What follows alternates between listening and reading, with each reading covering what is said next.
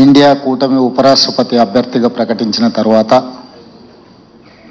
మనవాడు మన తెలుగువాడు మనందరం అభినందించాలి. వారిని అందరూ వ్యక్తిగతంగా కలిసి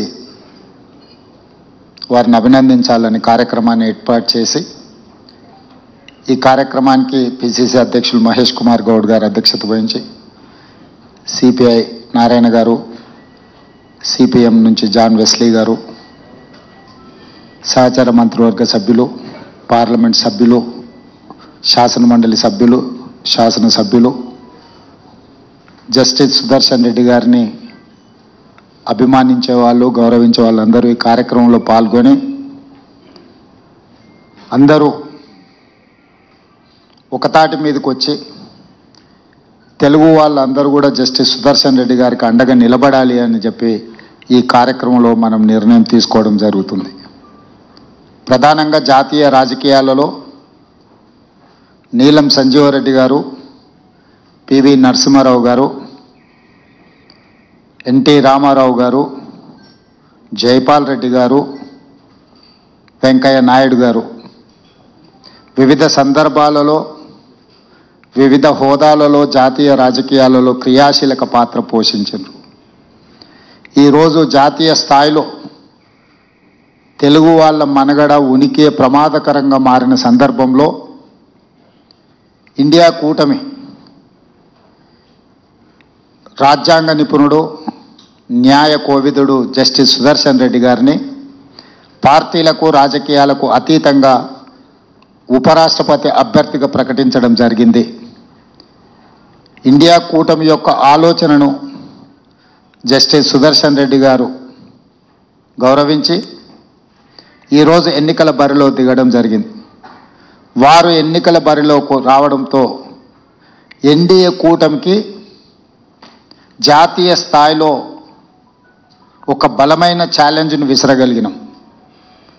ఈరోజు ఎన్నికలు జరుగుతున్నది. రాజ్యాంగాన్ని మార్చాలని, రిజర్వేషన్లను రద్దు చేయాలని ఎన్డీఏ కూటమి ప్రయత్నం చేస్తుంటే రాజ్యాంగాన్ని పరిరక్షించాలి, పేదలకు రిజర్వేషన్లను పెంచాలి, ప్రజాస్వామ్యాన్ని కాపాడాలి అనే కూటమి ఇంకొక వైపున ఈ ఎన్నికల బరిలో నిలబడ్డారు. మొన్న ఉపరాష్ట్రపతి గారి రాజీనామా అందరికీ ఆశ్చర్యకరం. వారి రాజీనామాకు గల ఒత్తిడి, కేంద్ర ప్రభుత్వం యొక్క వైఖరి దేశ ప్రజలందరూ గమనిస్తున్నారు. ఇలాంటి సందర్భంలో ఉపరాష్ట్రపతి ఎన్నికలకు అత్యంత ప్రాధాన్యత ఏర్పడ్డది. ఈరోజు జరుగుతున్న ఎన్నికల్లో ఒకే ఒక ఎజెండా, రాజ్యాంగాన్ని మార్చి రిజర్వేషన్లను రద్దు చేయాలనే ఎజెండాతో ఎన్డీఏ అభ్యర్థిని ముందులు పెడితే రాజ్యాంగాన్ని పరిరక్షించడమే కాదు, రిజర్వేషన్లను పెంచాలి, ప్రజాస్వామ్యాన్ని కాపాడాలి అని చెప్పి ఇండియా కూటమి ఈరోజు జస్టిస్ సుదర్శన్ రెడ్డి గారిని ఈ ఎన్నికల బరిలో దించిండ్రు. కొంతమంది మిత్రులు కొన్ని అంశాలు ప్రస్తావిస్తున్నారు. జస్టిస్ సుదర్శన్ రెడ్డి గారు నక్సలైట్లను, జాతీయ స్థాయి నాయకత్వం మాట్లాడుతుంది, ఇక్కడున్న వాళ్ళు చిన్న చిన్న కారణాలు ఎత్తుకుతున్నారు. నేను ఒకే సూచన చేస్తున్నా, ఎన్నికలు, రాజకీయాలు, వివాదాలు మనం ఎప్పుడైనా మాట్లాడుకోవచ్చు. మన తెలుగువాడు, మనవాడు, రాజ్యాంగ నిపుణుడికి ఒక అవకాశం వచ్చింది. జాతీయ స్థాయిలో మనం ప్రతిష్ట కోల్పోతున్న సందర్భంగా తెలుగు వాళ్ళ యొక్క గౌరవాన్ని, ప్రతిష్టను పెంచే సందర్భంలో జస్టిస్ సుదర్శన్ రెడ్డి గారు అభ్యర్థిగా రావడము, మనందరం ఏకతాటి మీదకి వచ్చి రాజకీయాలను, మన మధ్యలో ఉన్న భిన్న అభిప్రాయాలను పక్కన పెట్టి జస్టిస్ సుదర్శన్ రెడ్డి గారికి అండగా నిలబడాలి అని చెప్పి నేను ఈ వేదిక మీద నుంచి విజ్ఞప్తి చేస్తున్నా.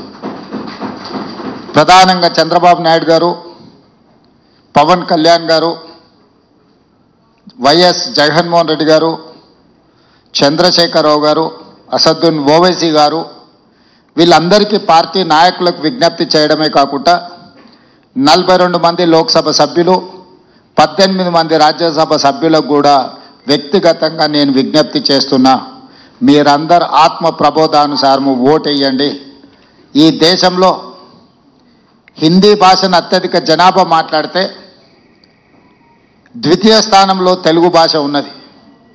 జాతీయ స్థాయిలో తెలుగు భాష రెండవ స్థానంలో ఉన్నప్పుడు జాతీయ రాజకీయాలలో తెలుగు వాళ్ళ యొక్క ప్రాధాన్యత కూడా పెరగాలి.